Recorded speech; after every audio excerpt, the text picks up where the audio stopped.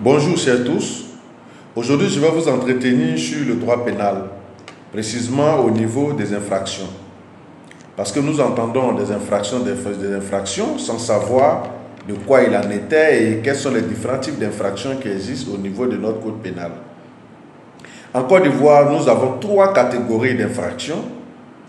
Nous avons la première catégorie qui est le crime, deuxième, les délits et troisième, les contraventions. Qu'est-ce qu'un crime? Le crime de façon terre à terre, parce que la plupart de mes followers ne sont pas des juristes, donc je vais vous donner des explications simplifiées. Le crime, c'est le fait d'ôter la vie à une personne, le fait de tuer quelqu'un. Ça, c'est le principe. En dehors de cela, il y a des faits qui, normalement, relèvent des délits, mais compte tenu de la gravité de la situation, sont qualifiés de crimes. Exemple, les viols et autres. Voilà, donc je vais expliquer le délit et après revenir sur ce point.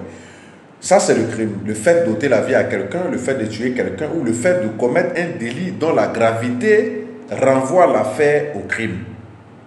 Le délit, c'est quoi? Le délit, c'est le fait de porter atteinte à un droit protégé d'un individu d'autrui. C'est-à-dire, le délit, il y a exemple de délit, il y a le vol est violence physique, le fait de frapper quelqu'un, le fait de voler quelqu'un, le fait de détruire le bien de quelqu'un, tout ça, c'est de porter atteinte aux droits de la personne. Et ça fait partie des délits. Et la troisième catégorie, c'est les contraventions. Les contraventions, c'est le fait de violer certaines règles. Un exemple palpable, c'est le fait de griller les feux rouges, les feux tricolores sur la route, le fait de mal conduire, le fait qu'on te siffle, les policiers et les forces de l'ordre t'ordonnent de t'arrêter, ils t'ont sifflé, tu refuses de t'arrêter. Et lorsque on te poursuit pour te mettre aux arrêts, c'est une contravention que tu vas payer. Le fait de rouler sans casque est une contravention aussi. Le fait de rouler sans permis, sans les pièces de la moto est une contravention. Le fait de griller les feux tricolores sont des contraventions. Ce sont des exemples qu'on donne, mais la plupart des contraventions, c'est des amendes qu'on paye. C'est des amendes qu'on paye. Mais au-delà des amendes, ça arrive souvent à des peines de privation de liberté. Mais les peines de privation de liberté au niveau des contraventions sont inférieures ou égales à 2 mois. Ça ne dépasse pas cela. Inférieures ou égales à 2 mois, ça ce sont des peines pour les contraventions. Pour les délits, cela peut aller jusqu'à des années d'emprisonnement. Exemple, pour les délits, la peine peut passer inférieure ou égale à 10 ans. Inférieure ou égale à 10 ans. Mais qui est obligatoirement supérieure à 2 mois. Parce que maxi de 2 mois, ça rentre en contravention. Donc au-delà de 2 mois, c'est-à-dire de 3 mois pour monter, on rentre dans les cas de délits. Et les délits, c'est inférieur ou égal à 10 ans. C'est-à-dire de 3 mois pour aller jusqu'à 10 ans, nous sommes dans les délits. Maintenant, pour les crimes, le fait de tuer quelqu'un, c'est une peine obligatoirement doit être supérieure à 10 ans. La peine doit être supérieure à 10 ans. Il ne peut pas avoir de crime et puis une peine qu'on donne qui n'est pas supérieure à 10 ans. Ce n'est pas possible. Voilà, qui n'est pas supérieure à 10 ans, ce n'est pas possible. Donc ça, ce sont les différents types de crimes, les différents types d'infractions, les différents types de délits et de contraventions. Maintenant, revenons à un point essentiel. Comment qualifier telle action d'infraction? En quel moment on parle d'infraction? Pour que l'infraction soit constituée, il faut 3 éléments constitutifs. C'est ces 3 éléments qu'on regarde pour qualifier tel truc d'infraction ou tel truc n'est pas une infraction. Comme je l'ai dit, l'infraction, c'est le fait de porter atteinte aux droits d'une personne.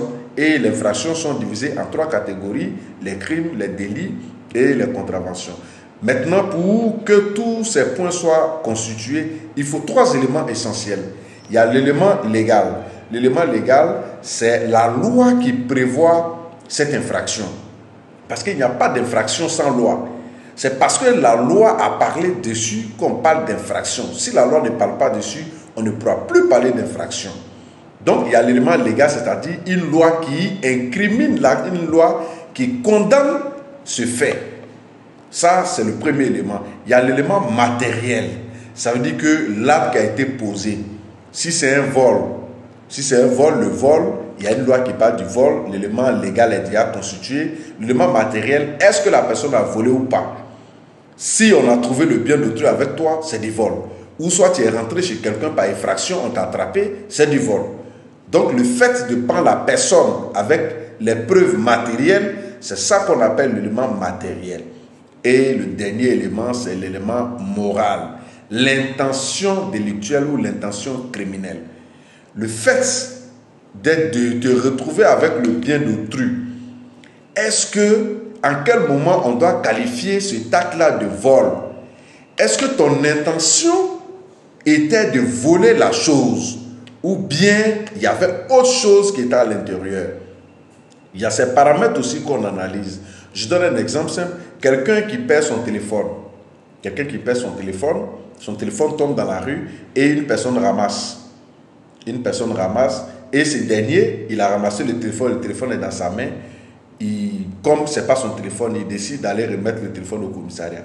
Mais du lieu où il a ramassé le téléphone au commissariat, le propriétaire du téléphone, il reconnaît son téléphone dans la main de ce dernier, il arrête et il l'accuse de vol.